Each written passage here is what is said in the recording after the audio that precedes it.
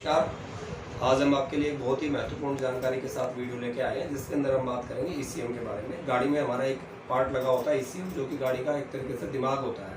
और इस ईसीएम के खराब होने के क्या क्या कारण है, किस वजह से खराब होता है, और उन कारणों में हम किस तरीके से क्या सुधार करके, किन चीज़ों को प्रिवेंट करके, किन चीज़ों का ध्यान रख करके और इसको खराब होने से बचा सकते हैं। क्योंकि ये कॉस्टली पार्ट है और बहुत बार ऐसा देखा गया है कि एक नाजायज़ हमारा यहाँ पे गाड़ी में खर्चा आ जाता है सिर्फ इसके खराब होने की वजह से। तो इसमें से कुछ जो कारण है इसके, वो हम आज आपको शेयर करेंगे। उन कारणों के बारे में आपको बताएंगे और उनमें आपको क्या क्या सावधानी बरतनी है वो आपको बताएंगे। तो बड़े ध्यान से इस वीडियो को देखें और ऐसी और जानकारी के लिए हमारे चैनल को आप सब्सक्राइब करें। आपको समझ में और भी इंपॉर्टेंट जानकारी के साथ में ऐसे वीडियो हम शेयर करते रहेंगे।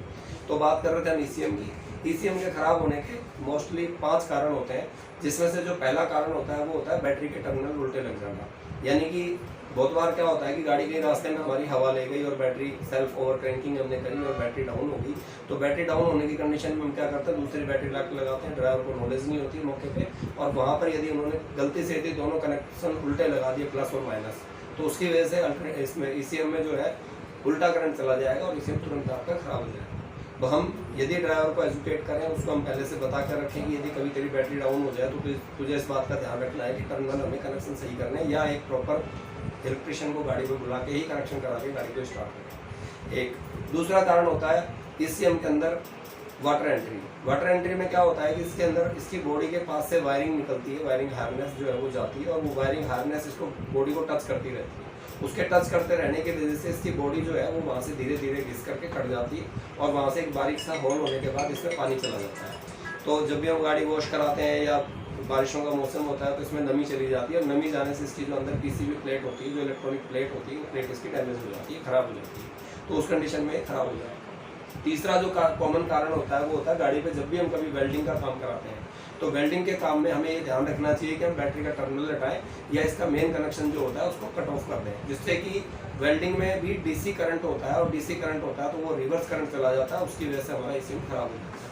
तो उसके लिए हमें ये ध्यान रखना चाहिए कि बैटरी के तार हटा के ही वेल्डिंग का काम कराएं, या मेन जो इसका स्विच होता है उसको ऑफ कर दें, जिससे कि बैटरी से उसका कनेक्शन कट जाए और ईसीएम हमारा सेफ रहे। चौथा कारण जो हमारा होता है वो होता है आपका, बहुत बार क्या होता है गाड़ी पे जब हम वायरिंग हमारी लगी होती है और वायरिंग आपस में टच होकर कट जाती है, घिस जाती है, तो उस कंडीशन में क्या होता है प्लस माइनस का उल्टा करंट, रिवर्स करंट इसमें चला जाता है। तो उसकी वजह से भी आपका ईसीएम रिवर्स करंट जाने से खराब हो जाता है, तो वायरिंग की शॉर्ट सर्किट होने की वजह से ईसीएम खराब हो जाता है। पांचवा और बहुत ही महत्वपूर्ण और इम्पोर्टेंट एक कारण और अभी मेरे को देखने में मिला है, वो कारण होता है हमारा बैटरी का ओवर चार्जिंग करना।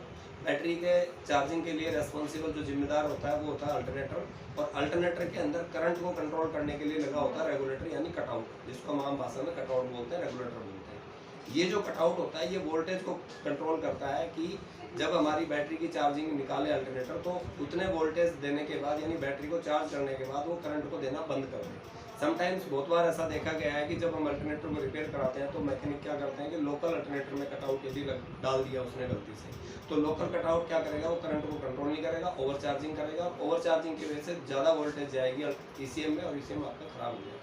तो ये 5 कारण है जिनकी वजह से ईसीएम खराब होता है। मोस्टली एक बहुत बार क्वेश्चन आता है कि साहब ईसीएम की वारंटी क्या होगी, गारंटी क्या होगी, क्योंकि इसके अंदर गारंटी और वारंटी जैसा कुछ भी नहीं है, क्योंकि ये एक इलेक्ट्रॉनिक डिवाइस है। इसमें कोई मूवेबल पार्ट नहीं है, कोई बेरिंग नहीं है, कोई पिस्टन नहीं है, कोई ऑयल नहीं है, ग्रीस नहीं है, कूलेंट नहीं है, कोई भी इसमें मूवेबल घूमने वाला पार्ट कोई भी नहीं होता। तो इसलिए इसके ये लाइफ टाइम खराब नहीं होता। इसके खराब होने के सिर्फ और सिर्फ ये 5 ही कारण है जिनकी वजह से खराब होता है। इन कारणों में भी यदि हम सावधानी बरतें तो ये खराब होने से बचाया जा सकता है। और एक अनएक्सपेक्टेड जो नाजायज़ या एक बेवजह का जो हमारा खर्चा निकल के आ जाता है, 17,000 रुपये की नए की कीमत होती है। अलग अलग कंपनी के अलग अलग गाड़ियों में अलग अलग रेट है। जैसे मैं अभी बात कर रहा हूँ टाटा कमिंस BS4 गाड़ी की, तो इसका जो ईसीएम है ये 70,000 का होता है। तो एक बेवजह का खर्चा है जिसको हम बचा सकते हैं। थैंक यू वीडियो देखने के लिए और सब्सक्राइब करने के लिए। कृपया ये जानकारी और भी ट्रांसपोर्टर भाइयों के लिए आगे आप फॉरवर्ड करें, जिससे कि उन लोगों को तक भी ये जानकारी पहुँचे और उनका एक फ़ायदा हो सके। धन्यवाद।